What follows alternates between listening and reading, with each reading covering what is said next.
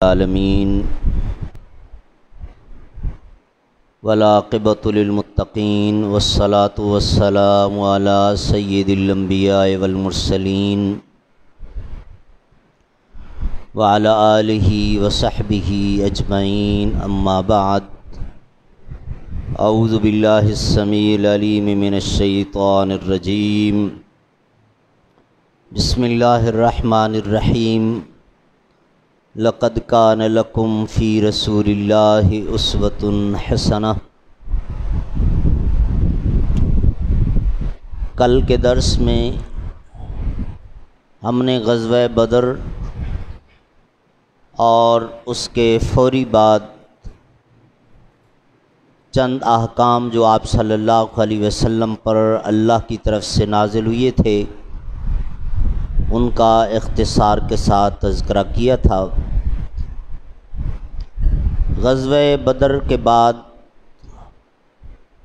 اگلی بڑی مشہور جنگ غزوہ احد ہے، لیکن بدر اور احد، غزوہ بدر یا غزوہ احد کے درمیان 9 ملٹری ایکشن چھوٹے چھوٹے ہیں جو سیرت کی کتابوں میں ملتے ہیں۔ ان میں سے صرف 3 کا میں اختصار کے ساتھ تذکرہ کروں گا۔ پہلا یہ کہ غزوہ بنو قینقاع، بلکہ اس سے بھی پہلے عمیر بن وہب کا واقعہ آتا ہے، اور وہ یہ ہے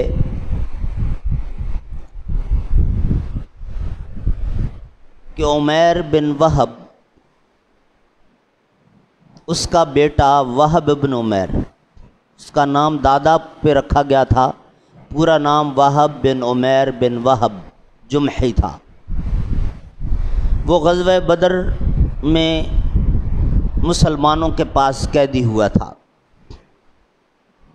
اس کا باپ عمیر اپنے دوست صفوان کے ساتھ بیٹھا حتیم میں یہی تذکرہ کر رہے تھے کہ بدر میں مسلمانوں نے جو ہماری ٹھکائی لگائی ہے، ہم کسی کو منہ دکھانے کے قابل نہیں رہے، اور ان کی شرمندگی کا یہ عالم تھا مکہ والوں کا کہ اپنی خواتین کو سختی سے روک رکھا تھا کہ کوئی جن کے رشتہ دار وہاں مارے گئے تھے، 70 کے لگ بھگ بندے، بڑے بڑے لیڈر، کوئی نوحہ نہ کرے واویلا نہ کرے، بلکہ انتقام کے لیے تیاری کرے۔ بہرحال ان دونوں کے درمیان جو گفتگو ہوئی وہ لمبی ہے، لیکن میں مختصر کروں گا کہ اس نے، عمیر نے کہا، میرا تو خون کھولتا ہے کہ میرا بیٹا ان کے پاس قیدی ہے، میں ایک بڑا کام کر سکتا ہوں، معاذ اللہ ثم معاذ اللہ، کہ میں وہاں جا کر رسول اللہ صلی اللہ علیہ وسلم ہی کو ختم کر سکتا ہوں، لیکن میرے اوپر کچھ لوگوں کے قرضے ہیں، میں چاہتا ہوں کہ پہلے قرضے ادا کر لوں، ایسا نہ ہو کہ میں وہاں سے واپس نہ آ سکوں اور لوگ مجھے طعنہ دیں کہ قرضے لے کر بھاگ گیا۔ اب آپ دیکھیں ذرا اس بات کو، غور کریں، کافر ہے، مشرک ہے، بے دین ہے، اور معاذ اللہ رسول اللہ کا دشمن بنا ہوا ہے، لیکن قرضے کی اہمیت اتنی تھی کہ قرضہ لے کر واپس کرنا ہے، ورنہ یہ بے عزتی ہے۔ ہمارے ہاں اربوں روپے لے کر اور اس کے بعد NRO، یعنی اس کو کوئی اہمیت ہی نہیں دی گئی کہ یہ بھی بے شرمی ہے، یہ بھی بے عزتی ہے کہ آپ قرضہ واپس نہ کرو۔ خیر، صفوان نے کہا کہ اگر تم یہ کام کر سکتے ہو تو تمہارے قرضوں کی ذمہ داری میں لیتا ہوں، اگر تم واپس نہ آ سکے مجھے تفصیل بتا دو، جن جن لوگوں کے ہیں ان کو میں لٹاؤں گا، تم جاؤ۔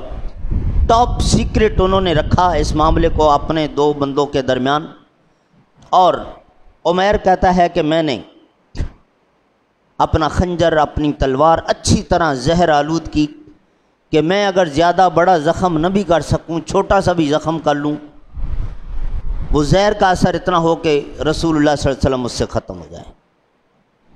نکلا مکہ سے، مدینہ منورہ جب پہنچا، اتفاقاً مسجد نبوی سے تھوڑا فاصلے پر حضرت عمر فاروق اپنے دوستوں کے ہمراہ بیٹھے ہوئے تھے۔ دیکھ لیا اس کو، للکارا اس کو، کہا رک جاؤ، کہاں جا رہے ہو؟ کہا تمہارے نبی سے ملنا ہے۔ کہا نہیں مل سکتے تم۔ کہا میں اتنے دور سے آیا ہوں۔ کہا نہیں مل سکتے تم۔ عمر فاروق کو اپنے ساتھی بھی کہنے لگے کہ یار یہ دور سے آیا، مل لینے میں کیا حرج ہے؟ کہا نہیں، اس کے ارادے اچھے نہیں لگتے، یہ نہیں جا سکتا۔ روک لیا اس کو۔ جب زیادہ اصرار کیا تو کہا اچھا میں جاتا ہوں، رسول اللہ صلی اللہ علیہ وسلم سے تمہاری بات کرتا ہوں، اگر آپ نے اجازت دی تو پھر آپ مل لینا۔ گئے اور آپ صلی اللہ علیہ وسلم کو بتایا کہ جی عمیر بن وہب آیا ہے۔ آپ نے فرمایا آنے دو۔ کہ اللہ کے رسول اس کے ارادے اچھے نہیں لگتے، زرہ پہنی ہوئی، تلوار، نیزہ، اور یہ اس طرح سے ہے وہ۔ آپ نے فرمایا آنے دو۔ اجازت مل گئی۔ اب حضرت عمر فاروق نے اس کو جا کر کہا کہ اجازت تو مل گئی ہے لیکن نیچے اترو گھوڑے سے۔ گھوڑے سے نیچے اتارا اور اس کے ہاتھ پیچھے باندھ دیے۔ جب اس کے ہاتھ باندھے، اس کی تلوار ہاتھ سے نیچے گری اور اس نے اپنی تلوار کو گالی دی۔ حضرت عمر فاروق نے فرمایا اٹھا اپنی تلوار۔ اب ہاتھ بندھے ہوئی ہیں، مشکل سے بیٹھا اور اٹھوائی تلوار، گردن سے پکڑ لیا، رسول اللہ کے سامنے پیش کر دیا۔ آپ صلی اللہ علیہ وسلم نے فرمایا کیسے آئے ہو؟ کہا جی وہ میرا بیٹا آپ کے پاس قیدی ہے، اس کی رہائی کی اپیل لے کر آیا ہوں۔ آپ نے فرمایا سچ بولو۔ کہا جی میں سچ کہہ رہا ہوں۔ آپ نے فرمایا نہیں، جو ریکویسٹ کرنے آتا ہے، اپیل کرنے آتا ہے، وہ اس طرح مسلح ہو کر آتا ہے، اسلحہ ساتھ لے کر آتا ہے۔ کہا جی ہماری تلواروں کا ستیہ ناش ہے، انہوں نے پہلے آپ کا کیا بگاڑ لیا؟ آج میں آیا ہوں تو عمر نے مجھے اس طرح دبوچا ہوا ہے۔ آپ نے فرمایا سچ بولو، حتیم میں بیٹھ کر تم نے اور صفوان نے کیا پلاننگ کی تھی؟ کہا یہ آپ کو کیسے پتہ چلا؟ رسول اللہ صلی اللہ علیہ وسلم نے فرمایا ابھی جب تمہارا پیغام لے کر آئے حضرت عمر فاروق، اسی وقت جبریل نے آ کر مجھے ساری سٹوری بتا دی ہے کہ تم یوں میرے قتل کا پلان لے کر آئے ہو۔ کہنے لگا اگر یہ بات آپ کو معلوم اور آپ بتا رہے ہیں کہ فرشتہ آیا تو پھر آپ سچے رسول ہیں، ہم غلط ہیں۔ اشہد ان لا الہ الا اللہ و اشہد ان محمدًا عبدہ و رسولہ، کلمہ پڑھا اور مسلمان ہو گیا۔ اب پوائنٹ کی بات دیکھنا، یہی حضرت عمر فاروق رضی اللہ تعالیٰ عنہ جو اس کو ایک سیکنڈ پہلے گردن سے پکڑے ہوئے، دبوچے ہوئے یوں کھڑے ہیں غصے میں، جو ہی وہ کلمہ پڑھتا ہے عمیر بن وہب اس کو ٹرن کر کے سینے سے لگا لیتے ہیں اور کہتے ہیں کہ آج کے بعد تو میرا بھائی ہے۔ اور سیرت نگاروں نے لکھا کہ عمر فاروق رضی اللہ تعالیٰ عنہ نے زندگی کے آخری ایام تک عمیر بن وہب کو اپنے بھائیوں کی طرح ٹریٹ کیا۔ یہ کلمہ توحید اتنی بڑی نعمت ہے، یہ ایسا نسخہ کیمیا ہے کہ چند سیکنڈ پہلے وہ مطلب کتنا غصے کا حضرت عمر فاروق کا اس کے ساتھ معاملہ تھا، اور جو ہی کلمہ پڑھتا ہے تو وہ غصہ سارا کافور ہو جاتا ہے کہ اب یہ میرا بھائی بن گیا۔ اور ہم کلمہ گو، ایک مسجد میں نماز پڑھنے والے، ایک محلے میں رہنے والے، ہمارے اندر اتنی قدورتیں کہ ایک دوسرے کی جان کے دشمن بنے ہوئے ہوں۔ جی جاہلیت ہے، اسلام نہیں ہے، اسلام جوڑتا ہے۔ اچھا جی آگے چلیں۔ ایک تو واقعہ یہ تھا، دوسرا واقعہ یہ تھا غزوہ بنو قینقاع والا۔ میں نے آپ کو بتایا تھا کہ 3 قبیلے یہودیوں کے، بنو قینقاع، بنو قریظہ اور بنو نذیر، جو یہاں آباد تھے، باہر کے تھے، روم سے آئے ہوئے، پیسہ بہت تھا، تعداد بہت تھی، لیکن ڈرے رہتے تھے کہیں علاقے کے لوگ نکال نہ دیں، پیسہ ہم سے نہ چھین لیں۔ رسول اللہ صلی اللہ علیہ وسلم نے میثاق مدینہ کے تحت ان کی مال کو سیکیور کیا، ان کو یہاں کی نیشنلٹی دی اور ان کو دشمن سے تحفظ کا وعدہ دیا۔ یہ سارے وعدے دیے، بڑی خوشی سے اچھل اچھل کر انہوں نے قبول کیے۔ اب جب سارے تحفظات ان کے دور ہو گئے پر نکالنا شروع کر دیے انہوں نے اور مسلمانوں کو تنگ کرنا شروع کر دیا۔ میں نے یہ بھی بتایا تھا کہ بنو قینقاع قبیلہ بڑا امیر قبیلہ تھا، یہ زیادہ تر جیولرز تھے، سونے کا کام کرتے تھے۔ رسول اللہ صلی اللہ علیہ وسلم کی ایک خاص تلقین اور نصیحت تھی کہ بھئی اگر کسی کو قرضہ دیا ہوا ہے اور وہ بیچارہ پھنس گیا، ٹائم پر واپس نہیں کر پا رہا، تو آپ اس کو انٹرسٹ تو حرام ہے، اس کے بغیر ہی ڈھیل دے دو، مدت دے دو، پھر بھی نہ دے سکے معاف کر دو، یہ بڑا احسان ہوگا۔ غریبوں کے ساتھ تعاون، آپس میں لڑائی جھگڑا نہیں کرو گے، اور اگر کوئی ہوا تو فیصلہ رسول اللہ کے پاس لے آنا۔ بنو قینقاع نے یہ حرکتیں شروع کر دیں، جن جن لوگوں کو قرضے دیے ہوئے تھے ان کو تنگ کرنا شروع کر دیا۔ رسول اللہ صلی اللہ علیہ وسلم کے پاس آئے روز شکایات آتی تھیں، آپ صلی اللہ علیہ وسلم نے کئی مرتبہ نصیحت کی، لیکن بڑا حادثہ یہ ہوا کہ ایک مسلمان خاتون، ویسے بھی ان کی یہ شکایت مل رہی تھی کہ صحابیات کو وہ خواتین کو چھیڑتے ہیں، مسلمان عورتوں کو، یہ یہودی، لیکن ایک مسلمان خاتون اس جیولر کے پاس گئی خرید و فروخت کے لیے۔ اب کسٹمر ہے، گاہک ہے، اس کا تو اور زیادہ احترام، لیکن اس ظالم یہودی نے زبردستی اس کا نقاب اتار دیا۔ جب نقاب اتارا، بدتمیزی کی، وہ عورت چلائی۔ پاس سے ایک صحابی گزر رہے تھے، انہوں نے جب دیکھا کہ یہ معاملہ، ان کو غصہ آیا، غیرت آئی، اس وقت غیرت ہوا کرتی تھی، چنانچہ اندر آیا اور انہوں نے یہودی کو پکڑ لیا۔ ایسے گتھم گتھا ہوئی ہے، کوئی ایسی چوٹ یہودی کو لگی وہ وہیں ڈھیر ہو گیا۔ آس پاس کے دوسرے دکانداروں نے مل کر اس مسلمان صحابی کو شہید کر دیا۔ یوں ایٹ اے ٹائم 2 مرڈر ہو گئے۔ رسول کریم صلی اللہ علیہ وسلم کو پتہ چلا، آپ بھاگے ہوئے تشریف لائے، اور آپ صلی اللہ علیہ وسلم نے ان بنو قینقاع قبیلے کے یہودیوں کو سمجھانے کی کوشش کی کہ تمہاری اتنی شکایات آ رہی تھیں پہلے بھی، میں تمہیں سمجھاتا رہا، اور اب نوبت یہ آ گئی کہ تم نے ہماری عورتوں پر ہاتھ اٹھانا شروع کر دیا، وہ بھی جو گاہک بن کر تمہارے پاس آئی ہے۔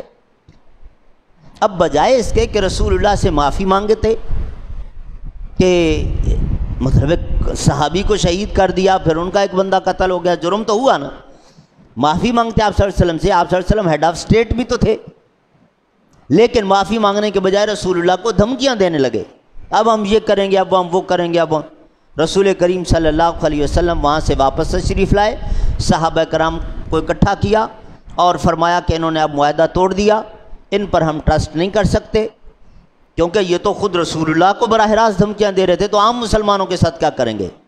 لہٰذا رسول کریم صلی اللہ علیہ وسلم نے فیصلہ کیا کہ ان کو مدینہ منورہ سے باہر نکال دیا جائے، اور ان کے ساتھ معاہدہ انہوں نے خود توڑ دیا، اب وہ کینسل ہو جائے۔ اور یہ آپ پوری سیرت میں دیکھیں گے کہ بڑے بڑے مجرموں کو رسول اللہ صلی اللہ علیہ وسلم معاف کرتے گئے، لیکن جس شخص نے کوئی معاہدہ کیا، کوئی وعدہ کیا، کوئی ایگریمنٹ کیا اور پھر اس کو توڑا، تو اس شخص کو رسول اللہ نے معاف نہیں کیا۔ ایگریمنٹ نبھانا اتنا امپورٹنٹ ہے شریعت میں۔ بہرحال رسول اللہ صلی اللہ علیہ وسلم نے بنو قینقاع قبیلے کو مدینہ منورہ سے نکال دیا، ان کا اسلحہ وغیرہ ضبط کر لیا اور ان کو نکالا۔ جب ان کو نکالا تو ان کا ایک بڑا لیڈر تھا، بہت امیر آدمی تھا، سردار تھا، کعب بن اشرف۔ کعب بن اشرف الگ اپنے قلعے میں رہتا تھا، اس کا قلعہ نشانی کے طور پر ابھی بھی مدینہ منورہ میں سعودی گورنمنٹ نے رکھا ہوا ہے۔ یہ رسول اللہ صلی اللہ علیہ وسلم کے سامنے پیش ہو گیا، کہا کہ اللہ کے رسول، میں ان کے ساتھ نہیں ہوں، آپ مجھے نہ نکالیں مدینہ سے۔ رسول اللہ صلی اللہ علیہ وسلم نے اس کی ریکویسٹ مان لی، لیکن اس کی ایک سازش تھی، اس نے خفیہ پیغام بھیجنے شروع کر دیے بنو قینقاع قبیلے کو کہ میں اگر مدینہ سے تمہارے ساتھ نہیں نکلا ہوں تو اس کی ایک خاص وجہ ہے، موقع آنے پر تمہیں پتہ چلے گا، فکر مت کرو، میں تمہارے ساتھ ہوں۔ اب یہ خبریں رسول اللہ صلی اللہ علیہ وسلم کو بھی پہنچنا شروع ہو گئیں۔ پھر اس نے کیا کیا کہ اپنے قبیلے کے اندر ایک انٹرٹینمنٹ کا، تفریح کا ایک فنکشن ارینج کیا۔ بظاہر نام یہ تھا، لیکن چیدہ چیدہ اپنے بڑے لیڈروں کو، سرداروں کو بلایا ہوا تھا، ان کے ساتھ ایک خفیہ میٹنگ رکھی ہوئی تھی۔ اس میں پلان کرنا تھا کہ مدینہ کی اس ریاست کو کس طرح نقصان پہنچایا جا سکتا ہے۔ چنانچہ رسول اللہ صلی اللہ علیہ وسلم کو یہ اطلاع مل گئی۔ آپ صلی اللہ علیہ وسلم نے مسجد نبوی میں اعلان فرمایا کہ تم میں سے کون ہے جو اس یہودی کو قتل کر کے میرا سینہ ٹھنڈا کرے کہ اس نے حد کر دی ہے، معاہدہ بھی توڑا، معافیاں مانگی، ہم نے چھوڑ دیا، اور اب یہ مدینہ کی اسٹیٹ کو ڈیمالش کرنے کے لیے پلان کرتا ہے اور خفیہ میٹنگیں کرتا ہے۔ تو حضرت محمد بن مسلمہ رضی اللہ تعالیٰ عنہ اٹھے، انہوں نے کہا اللہ کے رسول یہ ٹاسک آپ مجھے دے دیں۔ آپ نے فرمایا ٹھیک ہے۔ اس کے بعد حضرت محمد بن مسلمہ نے اجازت مانگی کہ مجھے 2-3 ساتھی اور بھی ساتھ ملانے ہوں گے، آپ اجازت دیں۔ آپ صلی اللہ علیہ وسلم نے فرمایا بلا شبہ۔ چنانچہ ابو نائلہ، سلکان بن سلامہ یہ نام آتے ہیں، عباد بن بشر کا نام بھی آتا ہے کہ آپ صلی اللہ علیہ وسلم کی اجازت سے پھر یہ بھی اس کے ساتھ شامل ہو گئے، اور انہوں نے ایک لمبا واقعہ ہے کس طرح انہوں نے پلان کیا، لیکن بہرحال مختصر یہ کہ انہوں نے اس کے ساتھ جا کر بات چیت کی اور اس کو پہلے اعتماد میں لیا، یہ شو کیا کہ ہم تمہارے ساتھ ہیں، ہم تمہارے ساتھ خفیہ میٹنگ کرنا چاہتے ہیں تنہائی میں۔ اب چونکہ آپ نے فورٹ میں رہتا تھا، اس قلعے میں رہتا تھا، اتنے اس کے ملازمین تھے، تو یوں کھلم کھلا جا کے چڑھائی کر کے تو مار نہیں سکتے تھے، لہذا اعتماد میں لے کر پرائیویسی میں اس کو لیا اور اس کے بعد اس کو وہاں قتل کیا۔ یہ 3 واقعات غزوہ احد سے پہلے کے ہیں، 6 اور بھی ہیں لیکن میں ان کا ذکر نہیں کرنے لگا ہوں۔ اب ڈائریکٹ چلتے ہیں غزوہ احد پر۔ رسول کریم صلی اللہ علیہ وسلم سب سے پہلے اس کی وجہ آپ کو میں نے بتایا تھا کہ بدر کی جنگ جس وجہ سے ہوئی تھی کہ ابو سفیان نے وعدہ دیا تھا کہ میں تجارت کے لیے جا رہا ہوں اور واپس آؤں گا تو اپنی انکم کا 50% مسلمانوں کے خلاف لڑائی کے لیے دے دوں گا۔ اب اس وقت وہ وعدہ تو کر بیٹھا، اور یہ انسان کے ساتھ ہوتا ہے، پہلے جوش میں آ کر بات کر لیتا ہے لیکن جب پیسہ ہاتھ میں آتا ہے تو پھر ذرا نیت زگ زیگ ہونے لگتی ہے۔ اس کے ساتھ بھی وہی ہوا، اب ٹال مٹول۔ لیکن جن لوگوں کے رشتہ دار وہاں قتل ہوئے تھے یا قیدی ہوئے تھے ان کو بڑا غصہ تھا، وہ اس کو بار بار کہتے تھے بھئی تم نے ہمارے ساتھ وعدہ کیا تھا، اب اپنا وعدہ پورا کرو، اور تمہاری وجہ سے یہ جنگ ہوئی تو اور ہماری ناک کٹ گئی کہ ہمارے اتنے بڑے بڑے لیڈر مارے گئے، اس کا انتقام ضروری ہے۔ چنانچہ جب اس کو مجبور کر دیا، سال تقریباً گزر گیا اس کی ٹال مٹول میں، آخر اس پورے گروپ کو، ابو سفیان کے اس گروپ کو پیسہ دینا پڑا، بہت تھوڑا سا ہی دیا لیکن بہرحال دیا، جس میں 1000 اونٹ تھے، 3000 کے لگ بھگ دینار تھے، اور اسی طرح سے اسلحہ وغیرہ۔ چنانچہ فوج تیار ہونے لگی، آس پاس کے لوگوں سے بھی اچھے چن چن کر فائٹرز، صحیح معنوں میں جنگجو، اور تقریباً 3000 کے لگ بھگ تیار کر لیے۔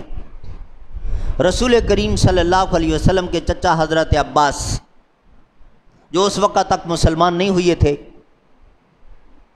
آپ صلی اللہ علیہ وسلم کو برابر سپورٹ کر رہے تھے، انہوں نے خفیہ طور پہ ایک لیٹر لکھا اور رسول اللہ صلی اللہ علیہ وسلم کو اس کی اطلاع کی۔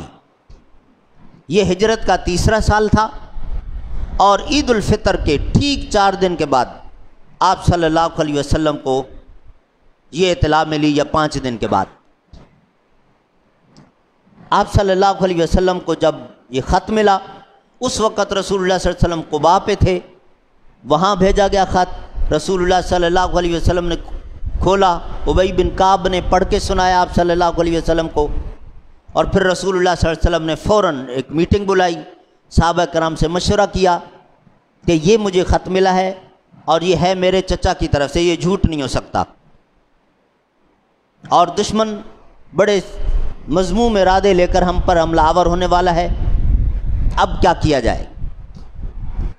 2 مشورے سامنے آئے۔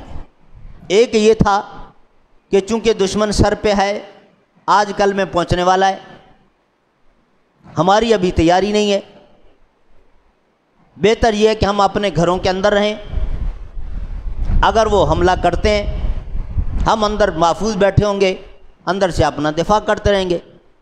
ایک مشورہ یہ تھا کچھ صحابہ کرام کا۔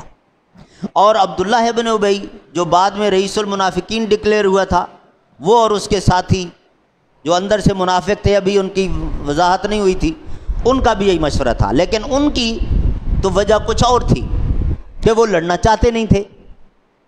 کھلے میدان میں اگر نکل کے لڑنے کا آرڈر آتا تو جو نہ نکلتا صاف پتہ چل جاتا کہ فلاں نہیں آیا ہے، حکم عدولی کی ہے اس نے۔ اندر بیٹھ کے مقابلے میں اگر کوئی نہیں بھی لڑے گا، نہیں اسلحہ چلائے گا، تو کسی کو کیا پتہ۔ دوسری رائے جو زیادہ صحابہ کرام کی تھی کہ نہیں، جیسے بھی ہو اللہ مدد کرے گا، کھلے علاقے میں نکل کے دشمن کا مقابلہ کریں گے۔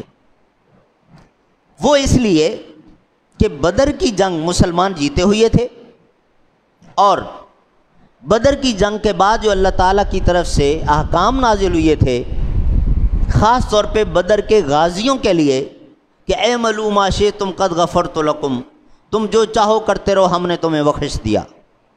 اب دنیا میں رہتے ہوئے اللہ تعالیٰ کی طرف سے بخشش کا سرٹیفکیٹ، اس سے بڑا اور کوئی اعزاز نہیں ہو سکتا۔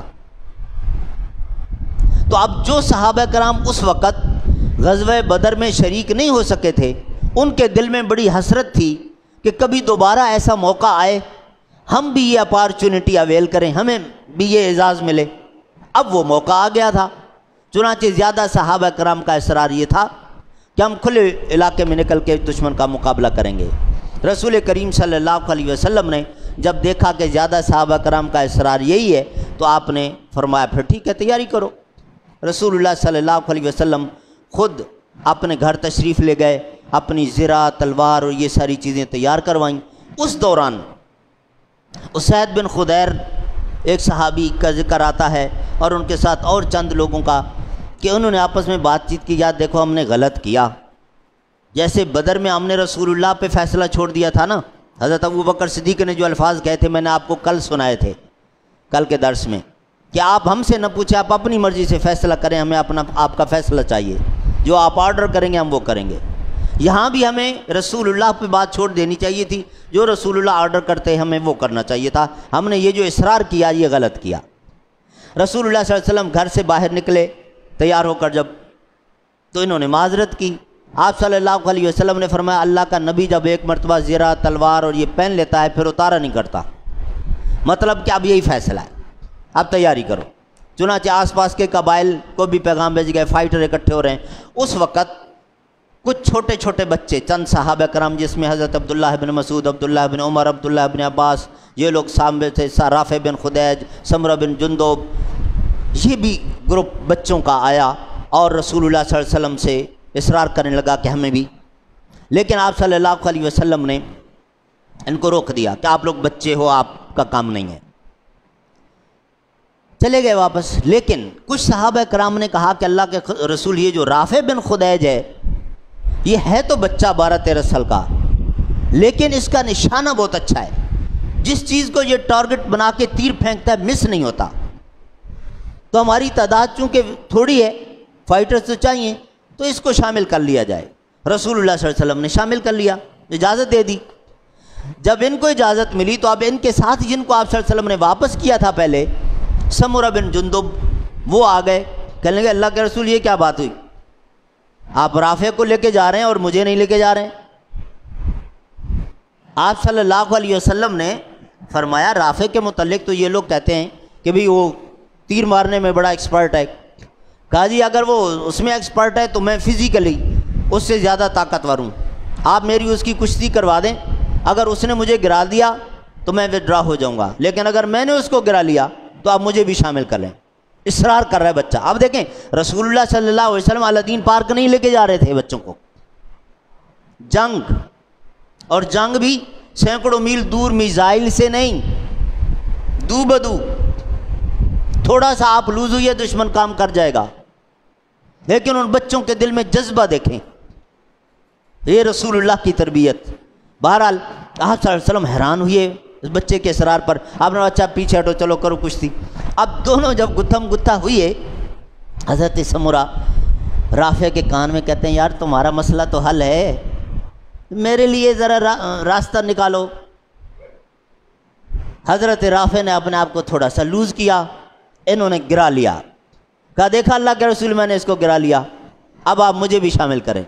رسول اللہ صلی اللہ علیہ وسلم نے فرمایا یہ جو تم کان میں خسر پسر کر رہے تھے نا، لیکن چلیں کوئی بات نہیں، میں تمہیں شامل کرتا ہوں۔ ان کو شامل کر کے رسول اللہ صلی اللہ علیہ وسلم کا لشکر 1000، اور آپ صلی اللہ علیہ وسلم نے آرڈر کیا کہ رات اپنے گھروں میں گزارو، لیکن غافل ہو کے نہ سونا، ایسا نہ ہو کہ رات کو ہی نکلنا پڑ جائے۔ وہ جو قافلے گشت کر رہے ہوتے تھے نا، ان کی طرف سے پیغام آنے کی دیر ہے، فوراً ہمیں نکلنا ہوگا۔ ویسے ہم کل صبح فجر کی نماز پڑھ کے نکلنے کا ارادہ ہے، لیکن اگر رات کو ہی نکلنا پڑا تو اسی وقت بلال اعلان کریں گے، پھر سب نکلو گے۔ چنانچہ وہی ہوا کہ آدھی رات کے بعد وہ پتہ چل گیا، اطلاع آ گئی کہ دشمن احد کی طرف سے پہنچنے والا ہے۔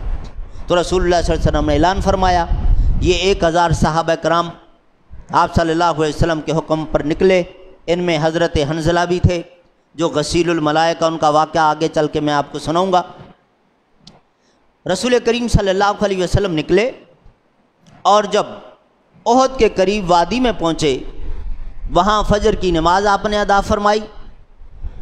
وہاں پر آپ صلی اللہ علیہ وسلم کو دوسری اطلاع ملی کہ دشمن 3000 اور سارے مسلح پورے اسلحے کے ساتھ لیس ہیں۔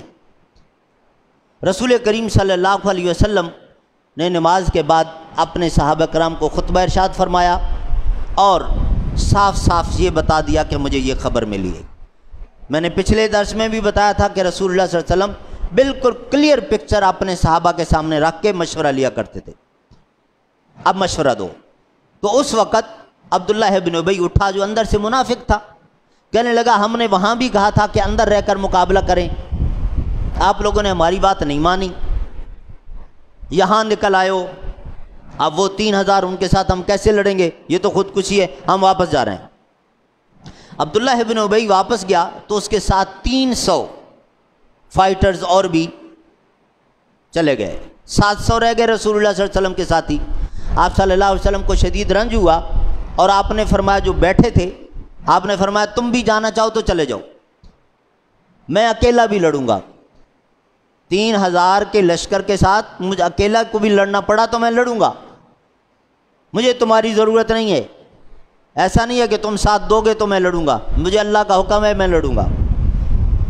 تو علامہ احسان اللہ ظہیر شہید نے زبردست جملہ کہا تھا کہ ہم بہادر نبی کے وارث ہیں، ہمارے نبی بزدل نہیں تھے، نہ بزدلی آپ کو پسند تھی۔ آپ صلی اللہ علیہ وسلم نے تو دعا سکھائی کہ اللہ سے دعا مانگا کرو کہ اللہ بزدلی سے پناہ دے۔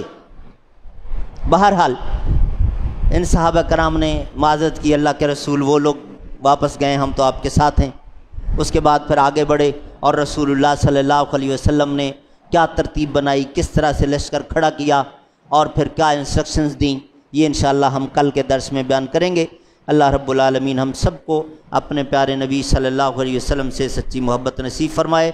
سبحان ربک رب العزت عما یصفون وسلام علی المرسلین والحمد للہ رب العالمین۔